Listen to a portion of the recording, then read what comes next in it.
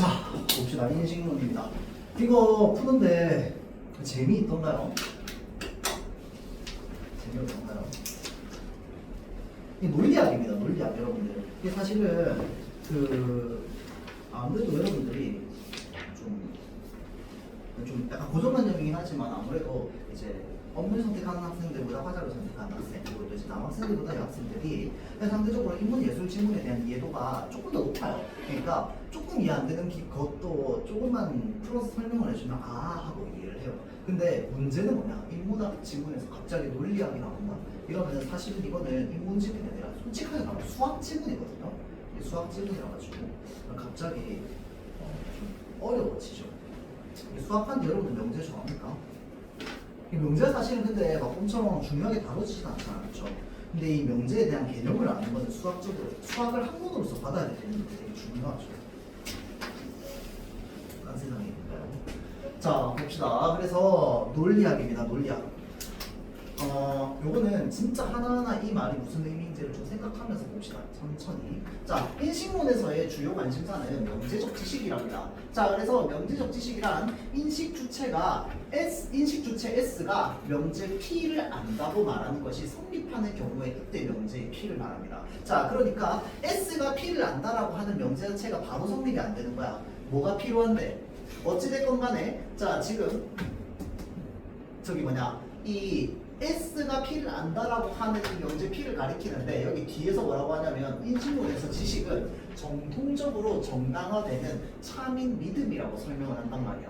자, 그래서 지식에 대한 인식론에서 전통적 설명에 따르면 지식은 다음 세 가지 조건들이 충족돼야 돼. 그러니까 인식 주체 S가 P를 안다라고 하는 것이 세 가지 조건이 충족돼야지만 참이 된다는 겁니다. 맞죠? 자, 그래서 이게 인식론이니까 인식론이라고 하는 게 뭐야? 인식은 우리가 그걸 보고 아는 게 인식이잖아, 맞지? 그러니까 얘가 얘를 안다라고 말하는 건 인식이 아니라는 거야. 무슨 말인지 알지? 그러니까 S가 P를 지금 인식하고 있는 건 아니야. 지금 S가 P를 인식하려면 세 가지 조건이 필요하다는 거야. 그래서 그 조건이 무엇인지 보는 겁니다. 첫 번째 조건은 뭐냐면요. 일단 첫 번째 P는 참이어야 된다. 이건 당연한 이야기. 그렇죠? 자, 첫 번째 조건은 P는 참이어야 된다. 그럼 두 번째 조건은 뭔데? 여기서부터가 이제 철학이죠. 자, 인식 주체인 S는 P를 뭐 해야 되냐면 믿어야 합니다. 그러니까 얘가 참이야. 예를 들어서. 근데 인식 주체가 얘를 안 믿어. 그럼 그거 참이야? 100% 안 된다, 그치? 왜냐면 참이라고 하는 건 어떤 근거를 갖다 댔더라도 얘가 참인 결과가 나와야지 그때 참이거든. 무슨 말인지 알겠죠? 자, 근데 지금 인식 주체가 S가 P를 안다라고 했어. 이 P도 참이야. 근데 S가 P가 의심스러워. 그럼 그건 참이 될 수 없잖아. 맞죠? 자, 다음 세 번째로 보겠습니다. 세 번째 조건은 인식 주체인 S가 P를 믿음에 있어서 인식적 정당성을 가져야 된대요. 자, 이것도 근데 사실은 따지고 보면은 그냥 과학적으로 우리가 믿지 않으면 얘를 참이라고 말할 수 없는 건 당연한 거야. 그런데 S가 P를 믿는 그 과정에서, 그 믿음에서 인식적 정당성은 뭘로 볼 건데? 이건 이제 형 이상학으로 넘어가는, 철학으로 넘어가는 거죠. 자, 그러면 이 인식적 정당성을 우리는 어디서 가져올까? 자, 특히 세 번째 조건은 지식과 단순한 추측을 구분하기 위해서 필요적 조건에 해당한답니다. 세 번째 조건은 반드시 필요한 조건이라는 거야. 가령 행성에 대한 정의의 변경으로 인해 결정된 내용인 명왕성은 외소 행성이다 를 명제 P라고 할 때 S가 P를 믿는 이유가 단지 동전을 던져서 앞면이 나왔기 때문이라면 S는 P를 안다고 말할 수 있어?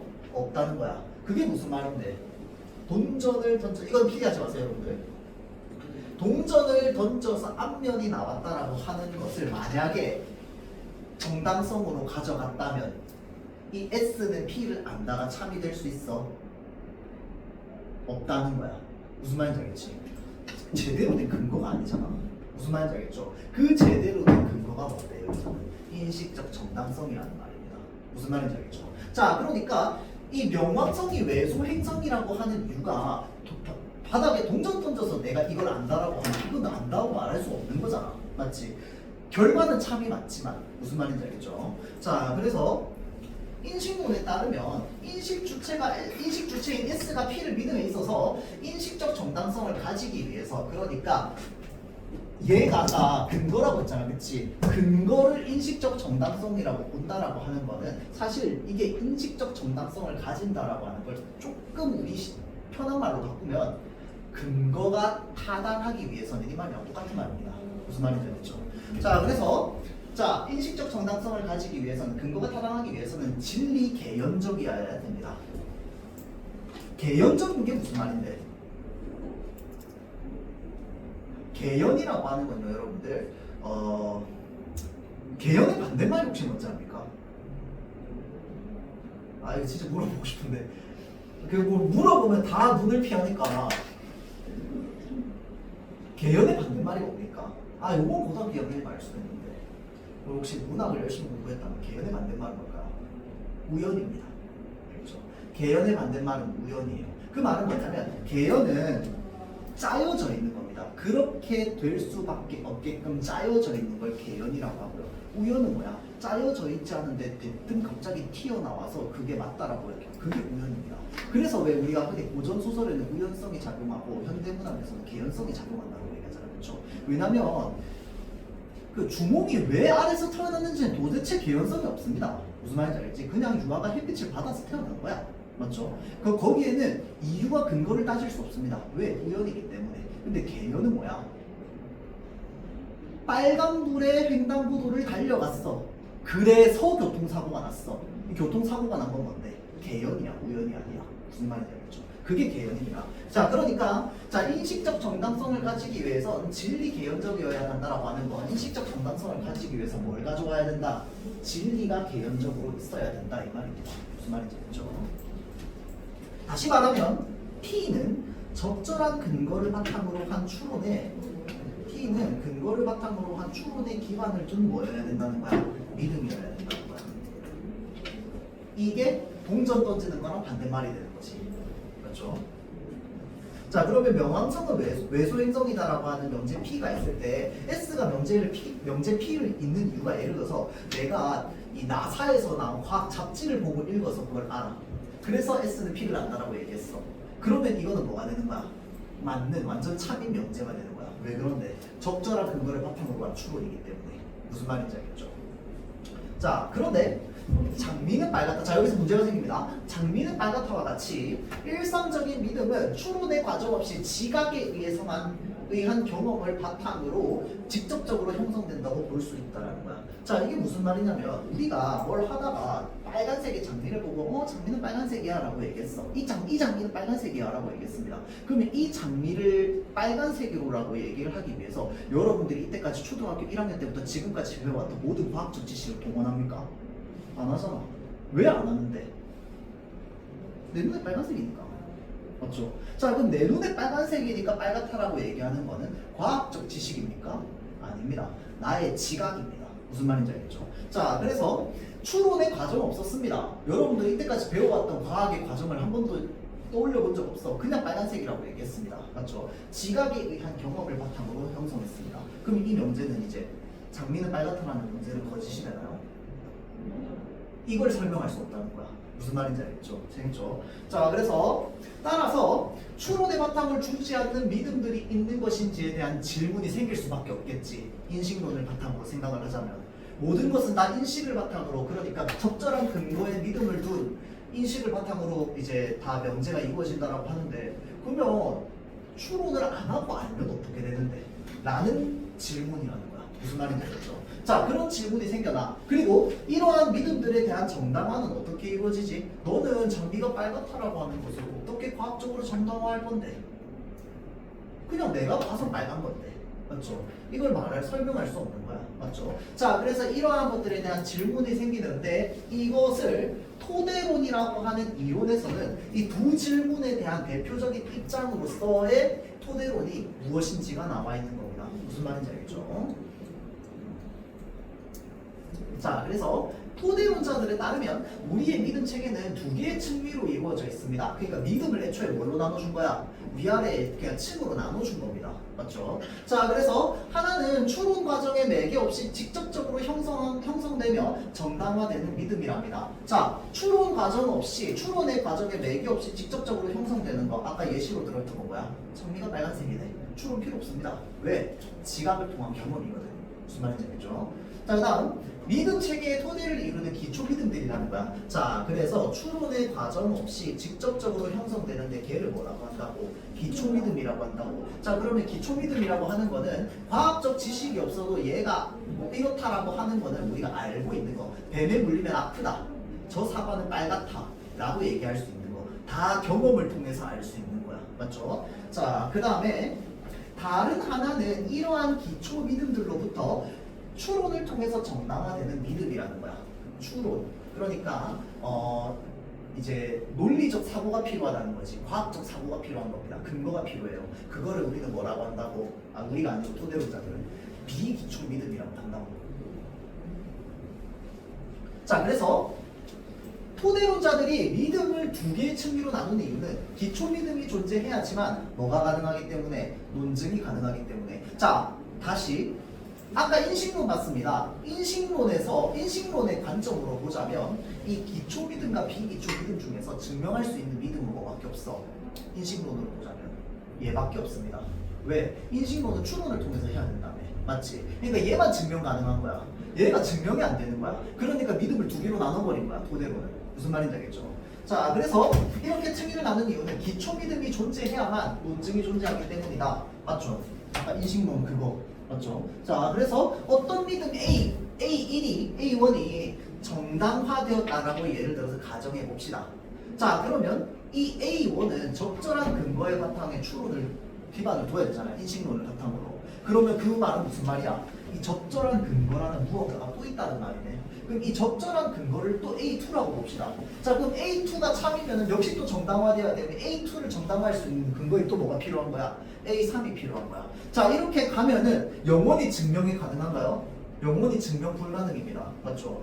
그 적절한 근거가 정당하다라고 하는 건 또 다른 근거가 필요하고 다른 근거가 필요하고 다른 근거가 필요해. 자, 그렇게 되면은 무한 후퇴 논증이라고 되어 있는데 무한으로 후퇴해야 됩니다. A100, A200, A1000까지 가야 돼. 맞죠? 근데 그래도 증명이 안 돼. 왜? 이 적절한 근거가 정당화된다라고 하는 것을 계속 증명해야 되기 때문에. 이해되죠? 자, 그러면 토대론자들은 다른 믿음에 의존함이 없이 정당화되는 믿음이 있다고 주장을 해야지 뭐가 되는데 무한 후퇴가 종결되는 겁니다. 그러면 다른 믿음에 의존함이 없어. 그래도 정당화되는 믿음, 이것을 바로 뭐라고 얘기하는 거야?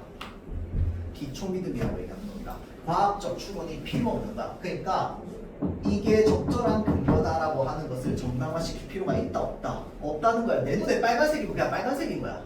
알겠죠?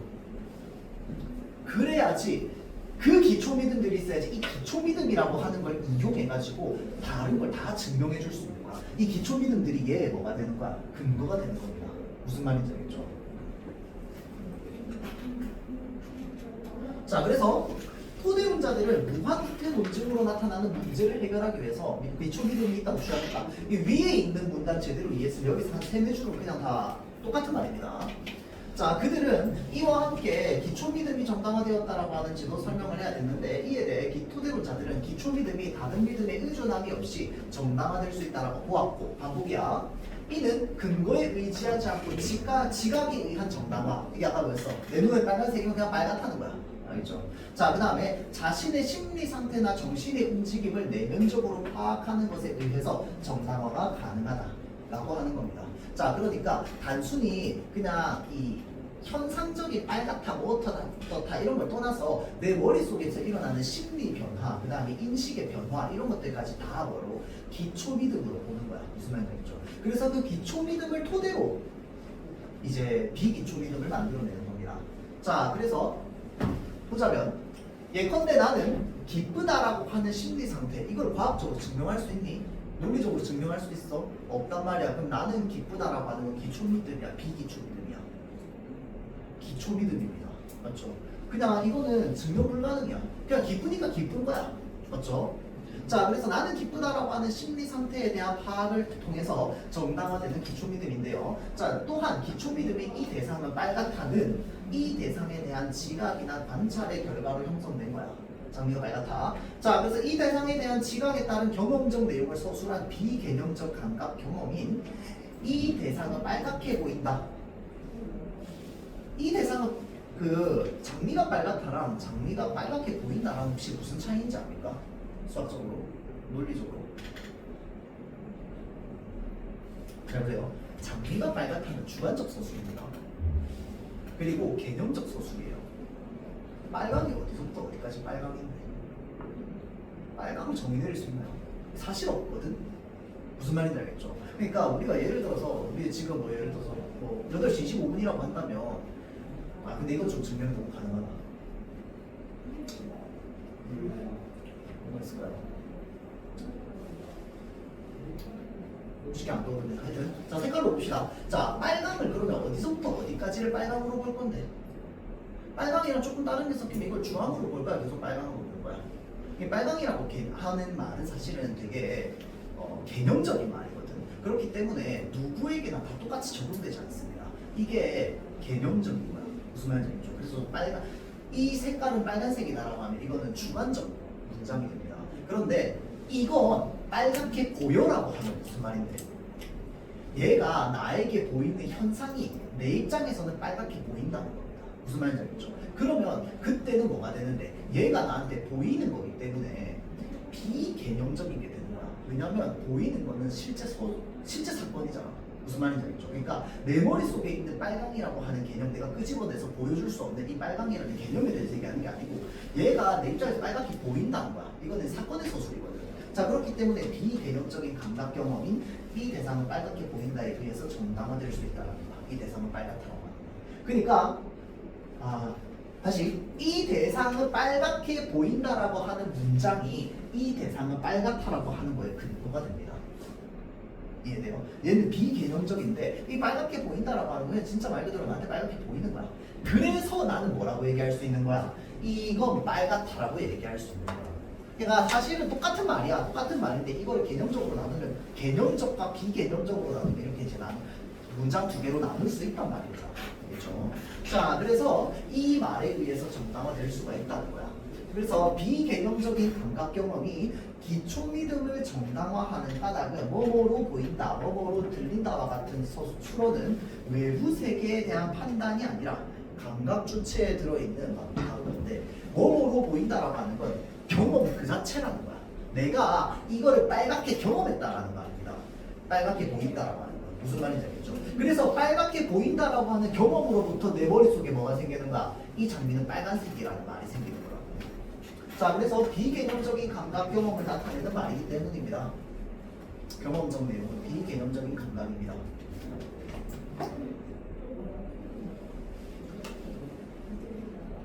자, 그래서 토대론자들은 다른 믿음에 의존하지 않는 믿음을 초석으로 선택하고 이를 토대로 다른 지식을 도출하려고 했습니다. 다른 믿음에 의존하지 않는 믿음이 그냥 기초 믿음이잖아. 맞죠? 사실은 기초 믿음을 자꾸 다른 말로 바꿔서 막 이야기를 하거든요. 결국은 기초 믿음을 뭘로 보겠다는 거야? 토대로 다른 지식을 도출하려고 하겠다. 이 말이랑 똑같은 말입니다. 자, 그래서 토대론자들은 이러한 입장은 어떤 믿음이 기초 믿음이 되느냐, 그리고 기초 믿음으로부터 어떻게 비기초 믿음이 정당화되는가를 두고 여러 입장으로 나눴대요. 자, 그런데 이 여러 입장으로 나눈 게 지금 이제 고전적 토대론과 최소 토대론입니다. 그래서 고전적 토대론에서는 기초 믿음은 오류가 불가능해야 됩니다. 오직 연역 추론을 통해서만 결론이 참인 명제를 도출할 수 있다라고 한대요.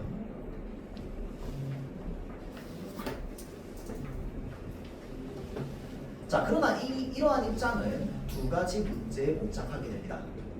첫 번째 문제는요, 내 앞에 흰 종이와 있다와 같이 지각에 의한 경험으로 만들어진 믿음, 즉 물체에 대한 믿음은 다르게 보일 수가 있습니다. 보는 사람에 따라서, 조명에 따라서.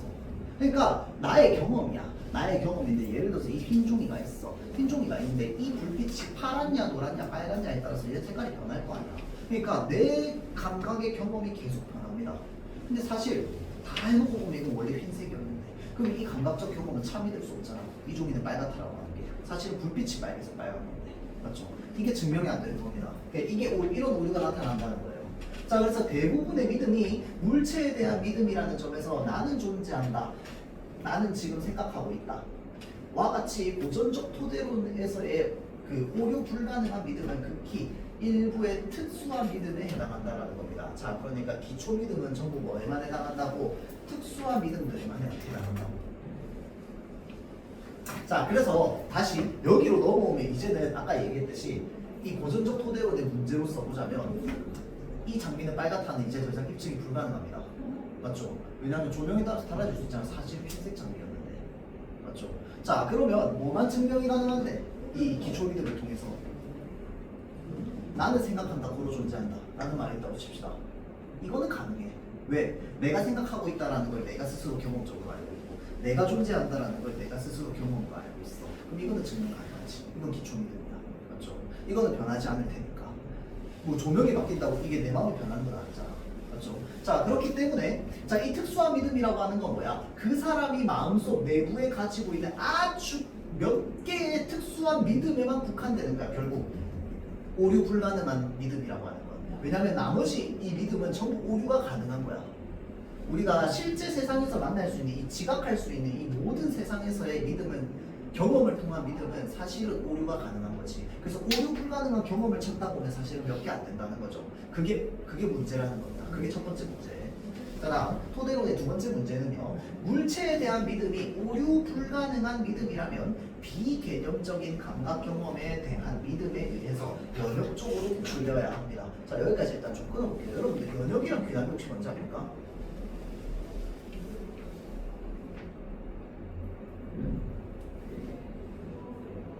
연역의 대표적인 논증 뭐 있어요? 3단논법. A는 B고 B는 C고 따라서 A는 C이다. 맞죠? 연역에서 제일 중요한 건요. 전제가 중요합니다. 그래서 보통 우리가 연역 논증하면 제일 많이 하는 게 뭡니까? 사람은 누구나 죽는다. 소크라테스는 사람이다. 따라서 소크라테스는 죽는다. 에서 전제 중에 가장 큰 전제, 대전제라고 하는데요. 이 대전제는 사람은 누구나 죽는다입니다. 사람은 누구나 죽는다 혹시 변하는 명제인가요? 절대 변할 수 없는 진리와 같은 명제야. 무슨 말인지 알겠지? 그 말은 무슨 말이냐면 연역은 누구도 건드릴 수 없고 누구도 오류를 발견할 수 없는 진리가 필요합니다. 그래야지 논쟁이 가능해요.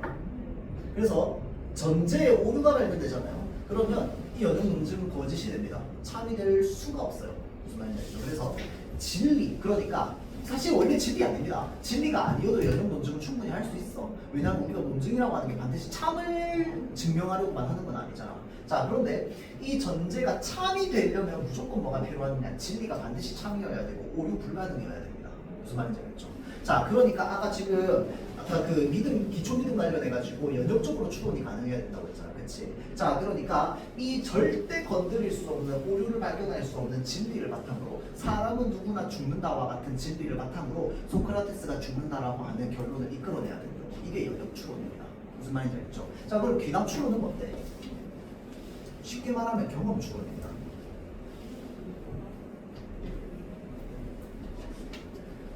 귀납적 방법을 가장 좋아하는 사람들이 누군지 압니까? 과학자들입니다. 1번 실험합니다. 2번 실험합니다. 그래서 실험의 결과가 1부터 100까지 쫙 나왔어요. 그래서 실험의 결과 1부터 100까지 쫙 모아봤더니 A라는 사람도 죽었고요. B라는 사람도 죽었어요. C라는 사람도 죽었어요. 100명을 농사해봤습니다. 다 죽었네? 공통점 뭡니까? 사람은 누구나 죽는다 라고 하는 결론을 내는 게 바로 귀납입니다. 근데 귀납은 뭐가 중요하냐면요. 1번 실험, 2번 실험, 3번 실험, 그러니까 각각의 실험들이 중요해요. 근데 그거는 이제 과학적으로 얘기하니까 실험인데 이 실험을 다른 말로 하면 뭐냐면 경험입니다. 그래서 예를 들어서 내가 늘 이 길로 지나가 봤더니 한 10분 정도 더 느렸어. 이 길로 지나가 봤더니 항상 10분이 더 빨랐어. 그러면 나는 연역적으로가 아니고 귀납적으로 추론해 봤을 때 일로 가는 게 더 좋은 거야. 무슨 말인지 알겠죠? 그래서 이 귀납법 같은 경우에는 이제 이 과거에서부터 이어져 오던 이 경험적, 선험적 지식이라고 합니다. 선험적 지식을 통해서 무엇을 추론하느냐? 미래를 추론합니다. 앞으로도 이렇게 될 것이다. 그래서 내가 예전에 무슨 짤이었는데 이제 좀 잠깐 사담을 하자면 여러분들 잘 알지 모르겠는데 예전에 그 있었던 아이돌 그룹 중에 레인보우라는 그룹이 있었어요. 잘 모르죠? 거기에 어떤 멤버가 결혼을 했는데 그 사람은 결혼한 남편이 직업이 그 서울대생이었는데 서울대학교 자기 학교 홈페이지를 해킹했던 해커, 그러니까 프로그래머거든요. 근데 그 사람이랑 결혼을 했어요. 근데 그 사람이 그럼 이제 서울대학교 나온 해커니까 굉장히 논리적으로 똑똑할 거 아니에요. 그렇죠? 그래서 이제 무슨 리얼 프로그램이었는데 차를 탔어요. 이제 남편이 운전을 하고 이제 그 멤버가 이렇게 거울을 이렇게 보고 있는데 거울 보는데 남편이 이렇게 얘기하는 거예요. 안 봐도 예쁘다 라고 얘기를 하는 거예요. 그러니까 이제 그 레인보우 지숙이라고 하는 연예인인데 지숙이 뭐라고 얘기하는가? 아니 거울 안 봐도 예쁜지 어떻게 알아? 라고 물어봤어요. 그러니까 이제 그 사람이 했던 말이 뭐였냐면요. 어제도 예뻤고 그저께도 예뻤고 오늘도 예쁘고 뭐 3일 전에 예뻤어. 그러면 귀납적으로 추론했을 때 오늘도 예쁠 것이다 라고 이제 추론이 가능하다는 거야. 무슨 말인지 알겠죠? 그래서 이제 뭐라더라? 제목 수학자의 로맨스라고 했나? 하여튼 뭐 그랬다고 적혀 있어요. 그래서 그게 이제 귀납법입니다. 무슨 말인지 알겠죠? 귀납법 안 까먹겠죠? 귀납법은 경험 추론입니다. 어제도 예뻤고 이틀 전에도 예뻤고 3일 전에 예뻤으면 오늘도 예쁜 거야. 무슨 말인지 알겠죠? 자, 그래서 이 귀납은 경험을 바탕으로 한 추론이 중요하고 선험적 지식이 중요합니다. 자, 다시 넘어볼게요. 비개념적인 감각 경험에 대한 믿음에 의해서 연역적으로 도출되어야 됩니다. 무슨 말인지 바로 이해된다, 그렇죠? 대진리가 있어야 됩니다. 그 대진리는 뭔데? 절대로 오류가 생기지 않은 큰 믿음이 있어야 돼요. 근데 물체에 대한 믿음이 오류 불가능한 믿음이라면 비개념적인 감각 경험에 의해서 믿음에 의해서 연역적으로 도출이 돼야 돼. 그런데 그러지 못하다라는 거야. 왜? 그런 경우는 굉장히 소수에만 해당하거든. 무슨 말인지 알겠죠? 자, 그래서 오히려 많은 과학적 믿음들은 무엇으로 정당화된다고? 귀납적으로 정당화됩니다. 맞죠? 그러니까 이 두 가지 문제는 지식의 적절한 토대를 구성하기 어렵게 만들어줘요. 그러니까 이 고전적 토대로는 자꾸 문제가 생기는 거야. 맞죠? 자, 그래서 최소 토대론에서는 물리적 대상에 대한 믿음을 허용하며 기초 믿음은 오류가 나타날 가능성이 있다고 주장합니다. 자, 그러니까 이때까지 이 최소 토대론을 말하기 전까지의 사람들 중에서 기초 믿음이 오류가 있다고 말한 사람이 있었나요? 없었습니다. 기초 믿음에 오류가 있을 수 있다라고 얘기하는 건 여기서 처음 나옵니다. 무슨 말인지 알겠죠? 이 기초 믿음이라고 하는 게 뭡니까? 아까 이야기했던 대전제 같은 거. 장미는 빨갛다. 그러니까 정확하게 말하면 장미는 빨갛게 보인다지. 맞죠? 장미는 빨갛게 보인다. 사람 누구나 죽는다. 이런 것들이 기초 믿음이라는 거야. 그런데 여기에는 오류가 나타날 가능성이 있다는 걸 미리 인정하는 거야. 알겠죠? 자, 그리고 또한 고전적 토대론과 달리 비기초 믿음들이 기초 믿음들로부터 귀납적 방식으로도 정당화될 수 있는 거야. 과학적 방식으로도. 그러니까 연역, 사람은 누구나 죽는다와 같이 아주 큰 진리 아래에서만 가는 게 아니라 이게 연역적은 기본적으로 그 명제들이 종속적입니다. 왜 종속적이냐면 큰 전제가 있고 그 전제에 따른 것들을 쭉 종합해가지고 결론을 내는 거기 때문에. 그런데 귀납적 방법 같은 경우에는 아까 얘기했듯이 1번 실험, 2번 실험, 3번 실험이기 때문에 얘네들이 다 개별적입니다. 그래서 귀납법을 우리가 교과서에서 배울 때 뭐라고 배우는 거야? 개별적 사실들을 바탕으로 공통된 내용을 추론하는 걸 이제 귀납이라고 하는 거죠. 자, 다시 따라서 최소 토대로는 쭉 해서 기초 믿음은 오류가 나타날 가능성이 있어. 첫 번째. 다음 두 번째. 비기초 믿음이 기초 믿음으로부터 귀납적 방식으로도 정당화될 수 있어. 그래서 최소 토대로는 오류 가능성을 인정하고 귀납적 방식의 정당화를 허용함으로써 지식의 적절한 토대를 구성할 수 있도록 하였다. 자, 그러면 최소 토대론이 아무래도 다양한 어떤 상황에서에 대한 설명이 좀 더 설명이 가능하겠죠. 그렇죠? 하지만 또 한계가 있답니다. 토대론의 근본적인 한계가 있어요. 비개념적 감각 경험에 의한 정당화가 진짜로 가능한가? 라는 문제라는 거야. 자, 그러면 이건 무슨 의문이냐? 이 대상은 빨갛다라고 하는 믿음이 이 대상은 빨갛게 보인다에 의해서 정당한 추론 관계가 성립돼야 된다는 거잖아. 맞죠? 아까는 토대론 처음 배울 때는 토대론 초반에서는 이게 정당한 추론 관계가 생긴다고 봤어요. 맞지? 그런데 이거를 해결하는 데 있어서 어떤 문제가 생기느냐? 이를 위해서는 이 대상이 빨갛게 보인다가 참이나 거짓을 알 수 있는 명제가 돼야 된다는 거야. 그 말은 무슨 말인데? OX를 가를 수 있다는 거야. 자, 그런데 이 경험은 참거짓을 객관적으로 판단할 수 없는 바로 뭔데? 개별적 경험입니다. 이게 무슨 말이냐면 아까 사람들마다 빨간색의 개념이 다 다르다고 했어요. 맞지? 누구는 주황색이라고 얘기하고 누구는 빨간색이라고 얘기할 수 있습니다.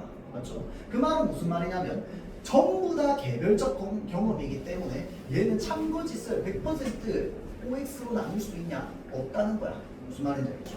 자, 그러면 칸트는 내용이 없는 사유는 공허하고 개념 없는 직관은 맹목적이다라고 했다라는 거야. 그래서 이 말에 따르다면 빨강에 대한 개념이 없이 이 대상은 빨갛게 보이니까 이 대상은 빨갛다라고 하는 건 참이나 거짓을 판단할 수 없는 비개념적 감각 경험으로 정당화하는 것이 안 된다는 거야.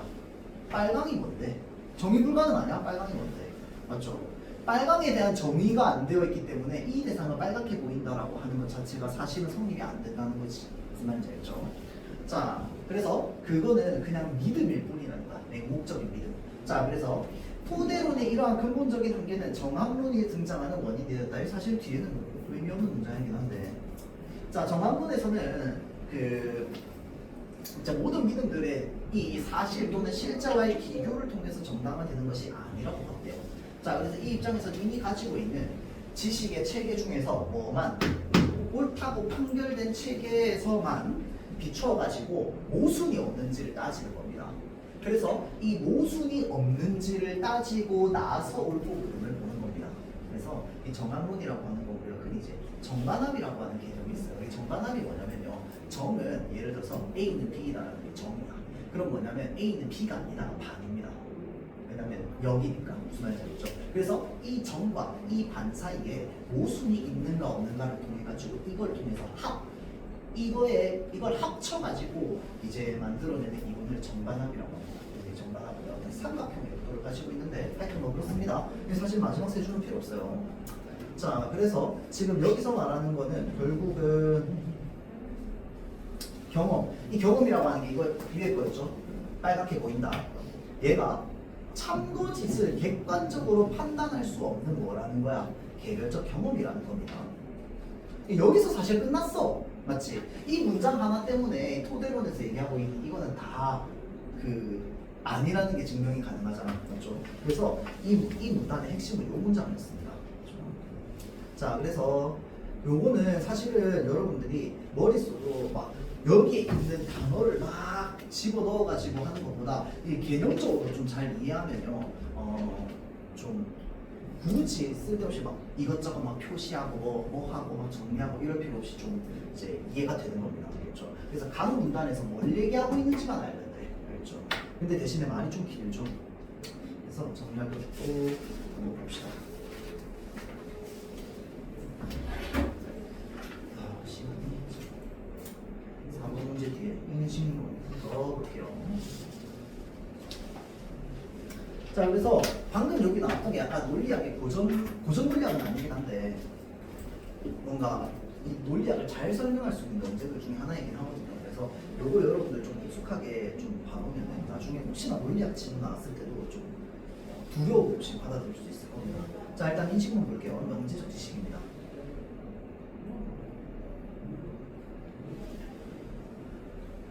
S가 P를 안다야. 자, 읽어보세요 여러분들. 적어봤습니다. 자, 얘가 성립하기 위해서는요, 조건이 필요한데요. 조건 1번은요, P는 참이어야 됩니다. 두 번째는 P를 믿어야 됩니다. 세 번째는 믿음에 대한 뭐가 있어야 되느냐? 정당성이 있어야 됩니다. 자, 그래서 이 글의 대부분은 이 정당성에 대한 이야기였죠. 근데 이 정당성은 그냥 정당성 아니고 인식론이기 때문에 인식적 정당성입니다. 자, 그래서 이 인식적 정당성은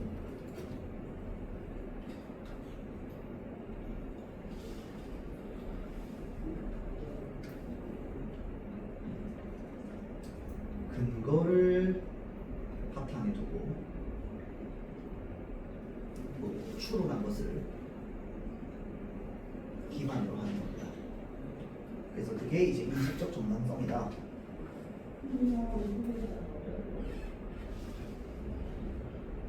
그런데 문제가 있습니다. 문제가 두 가지 있었어요. 첫 번째는 뭔데?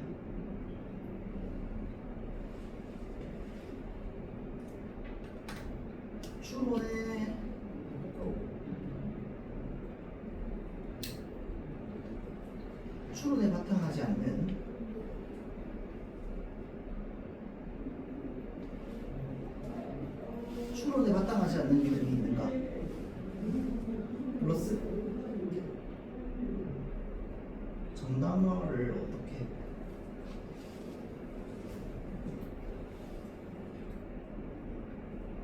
증명할 수 있나?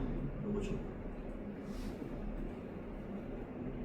자, 그래서 여기에서 이 물음에 대한 대답들을 하기 위해서 토대론이 등장했다. 그래서 믿음이라고 하는 건 두 가지로 나뉘는데, 첫 번째는 기초 믿음, 두 번째는 비기초 믿음. 그래서 기초 믿음은 추론 과정이 필요 없어. 그냥 감각하는 거기 때문에. 그 다음에 그냥 감각하자마자 바로 직접적으로 형성되는 겁니다.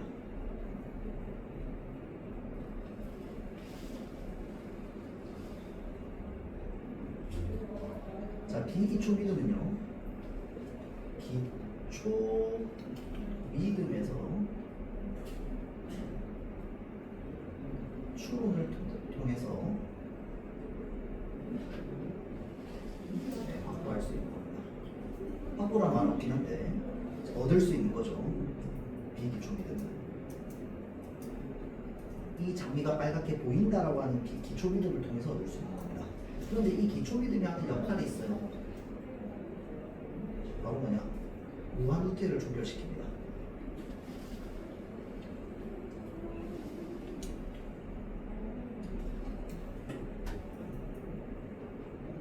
거기 플러스 심리, 그 다음에 정신의 움직임,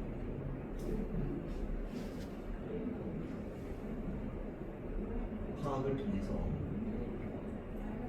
정당화를 이루어낼 수 있습니다. 나는 기뻤다가 슬펐어. 이건 뭐 누가 오류를 제기할 수 없습니다. 내가 실제로 그렇다는데. 그렇죠? 자, 이런 것들이 기초 믿음입니다. 자, 그래서 감각 경험은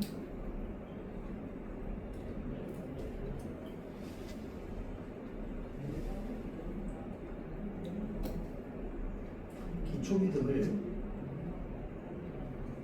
정당화해 주죠. 이 장미는 빨갛게 보인다 라고 하면 이 장미는 빨갛다라고 하는 믿음을 정당화할 수 있습니다. 자, 그 다음 이제 토대론 중에 고전적 토대론이 있었죠.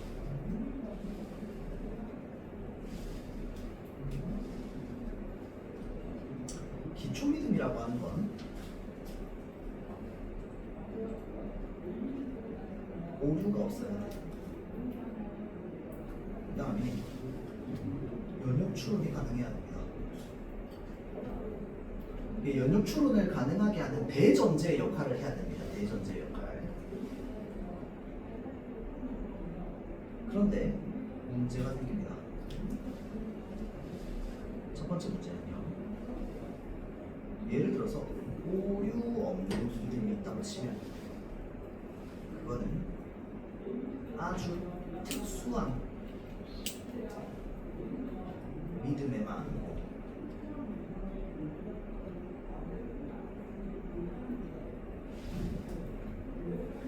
국한되는 겁니다.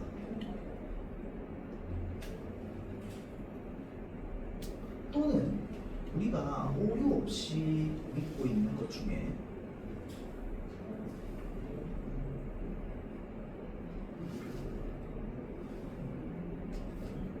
과학적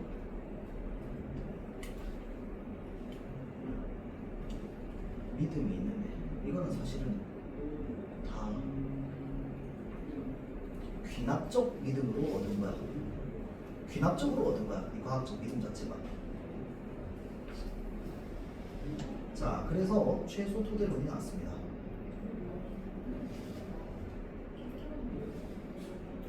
최소 토대론은요. 그래서 오류 가능성을 인정합니다. 이 오류 가능성이 무엇에 대한 오류 가능성이야? 기초 믿음입니다. 그렇죠? 기초 믿음의 오류 가능성이 인정하고요. 그 다음에 귀납적 사고를 미안해 다시 귀납적 정당화를 허용합니다.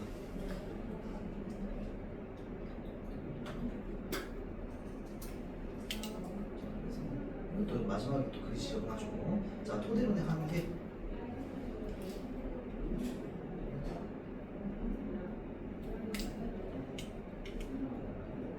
왜 한계냐? 첫 번째 우리가 겪는 이 개별적 경험이라고 하는 건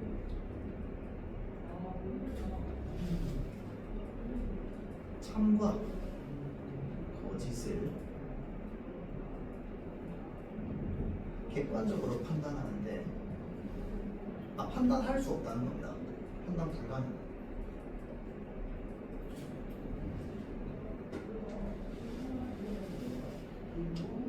자, 그리고 어떤 감각적 경험이 있어.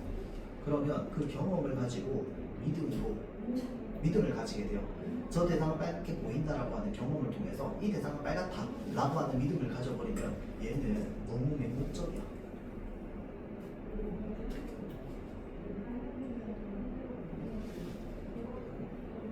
그래서 얘네들을 바탕으로 뭐가 등장했어? 이게 정황론이 등장했어.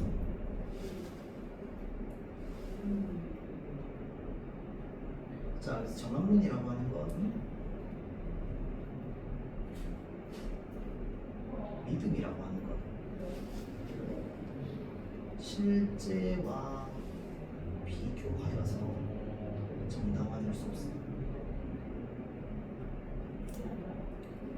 그래서 우리가 가지고 있는 기존 지식이 있는데 이 기존 지식의 모순 여부입니다. 모순 여부에 따라서 옳고 그름을 가진다.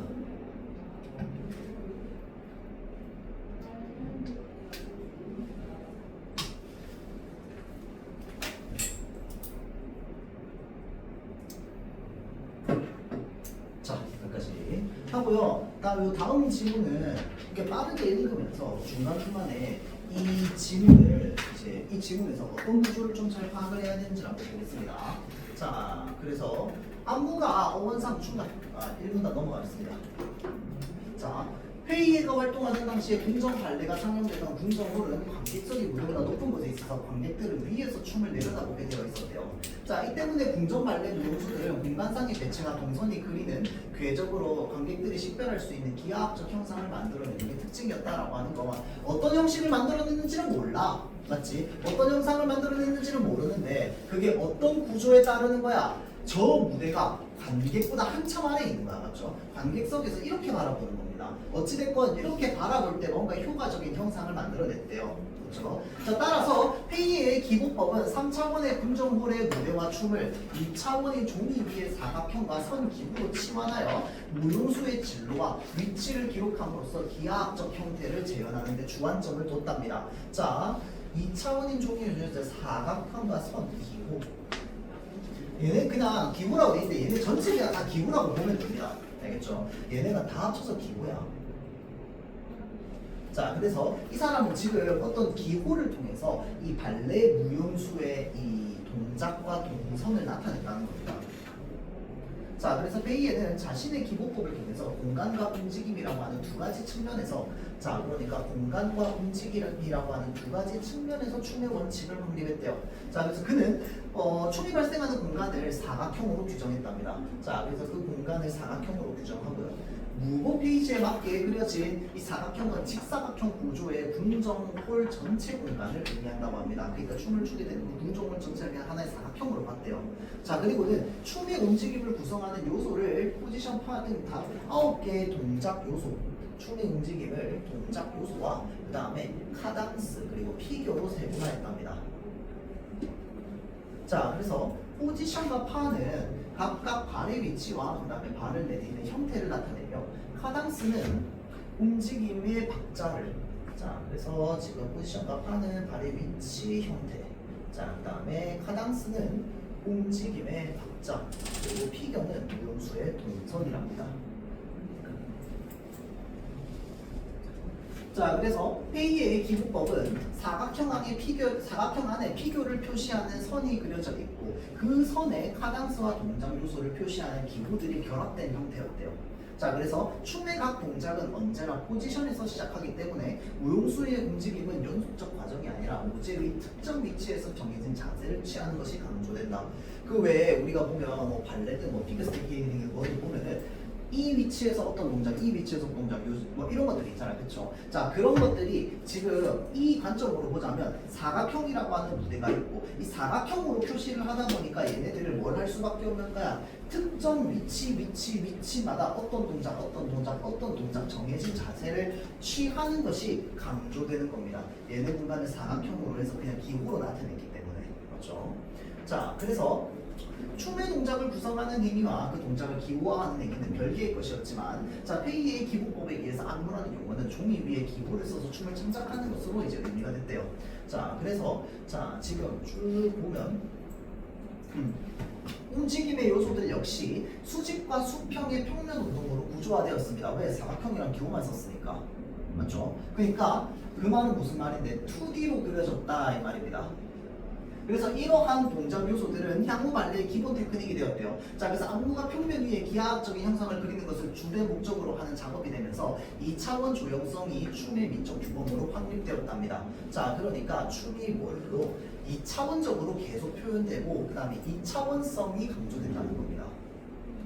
근데 여기서 말하는 2차원성이 뭔데? 사실 뒤에를 읽어보면 좀 더 이해가 돼요. 2차원성이라고 하는 건. 자, 그래서 이 안무가 라바는요, 그래서 이 페이의 기부법을 춤에 대한 이론의 토대로 삼아가지고, 자, 지금 이 춤의 형식이었던 이 발레 공간 구조를 비판적으로 검토했습니다. 자, 그래서 뭘 밝히려고 했냐면요, 움직임의 원리를 밝히고자 했거든요. 그래서 그는 포지션과 자세가 중심이 되는 발레의 고정적인 공간과 다르게 춤이 실제로 발생하는 공간은 끊임없는 형태의 변화가 발생하는 공간이라고 했습니다. 자, 지금 이 관점이 뭐랑 다른 거야? 페이의 관점이랑 다른 겁니다. 페이에는 어떤 관점이라고 봤어요? 무대를 그냥 하나의 사각형이라고 그려놓고 표시해놓고 여기서 이 동작, 여기서 이 동작, 이제 하나를 평면으로, 무대를 입체로 안 보고 하나의 평면으로 봤던 거야. 그러니까 얘는 이 A라는 지점에서 동작, B라는 지점에서 동작할 때 얘네들은 연속성이 있어? 없다는 거야. 얘 개별이야. 맞죠? 그런데 얘는 어떻게 봤다는 거야? 끊임없는 형태가 발생하는 공간으로 봤다는 건 뭐야? 여기에서 여기로 이동하는 건 하나의 연결로 본다는 겁니다. 무슨 말인지 알겠죠? 자, 그래서 라바는 발레 움직임이 앞뒤 좌우 위아래라고 하는 제한된 방향성을 가져서 안정적이고 수동적인 특성을 지닌대요. 그 말은 무슨 말인데, 얘가 2차원의 특성을 가져서 수동적이다라는 말이랑 똑같습니다. 그래서 이에 비해 대각선 방향의 움직임은 불안정하고 능동적인 경향을 띠고 있대요. 그래서 발레의 공간 구조를 탈피할 수 있는 단서가 된다고 봤습니다. 자, 그러니까 라바는 춤이 본질적으로 불안정한 경향을 띈다고 보면서도 안정된 움직임을 배제의 대상으로 여기지 않고 안정적인 평면과 불안정한 대각선을 결합하여서 완벽한 조화를 추구하려고 했대요. 자, 그럼 여기서 말하는 평면과 대각선 우리는 어떻게 이해할 건데? 자, 그러니까 쉽게 말하면 그런 거예요. 그러니까 뭐 예를 들어서 사각형의 무대가 있습니다. 그럼 여기에서 나는 이제 수직으로만 움직이는 거야. 무슨 말인지 알겠죠? 동작도 수직으로만 하는 거야. 여기에서 손을 올릴 때는 수직 방향으로만 올리는 거야. 왜? 2차원성이 강조되어 있기 때문에. 그런데 대각선을 강조하면 어떻게 되겠어? 수직으로만 뻗는 손을 어떻게? 대각선으로도 뻗는 거야. 무슨 말인지 알겠죠? 이거는 그림으로 안 그려지는 거야. 이 2차원적으로. 자, 그러니까 이렇게 대각선으로 안무를 하는 거는 뭐랑 똑같다고? 불안정한 거랑 똑같다고. 그런데 이 불안정한 거랑 안정한 거랑 서로 결합을 하면 어떻게 된다고? 엄청 좋아진다고. 이 얘기하는 겁니다. 그렇죠? 자, 그래서 이거를 바탕으로 우리가 대각선을 이해하기 위해서 뭐가 필요하다? 얘가 이해가 되는 게 필요합니다. 평면이라고 하는 거 수평면 하나만 얘기하는 거야. 그치? 수평면과 수직면을 얘기하는 겁니다. 이게 이제 2D지.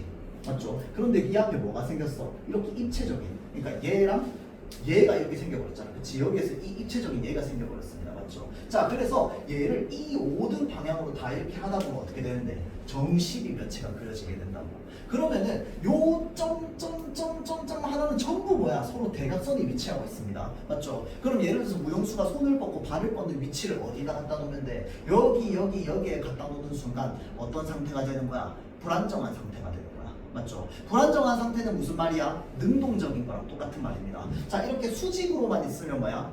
수동적인 상태인 거고. 무슨 말인지 알겠지? 그래서 지금 여기 밑에 나와 있는 거는 다 지금 요거를 이해한 걸 바탕으로 이 대각선의 움직임을 통해서 발레 무용수의 안무의 능동성을 강조하는 부분들이 나오고 있다고 보면 됩니다. 무슨 말인지 알겠죠? 자, 그래서 요거까지 이해하면은 아마 밑에까지 읽는 데는 크게 어려움은 없을 겁니다. 그래서 요거 한번 다시 읽어보고요. 그 다음에 정리된 건 또 이제 찍어가지고 좀 올려주도록 할게요. 자, 그러고 다음 시간까지 인문 다 풀어오고 이제 하고 마무리를 좀 하도록 합시다.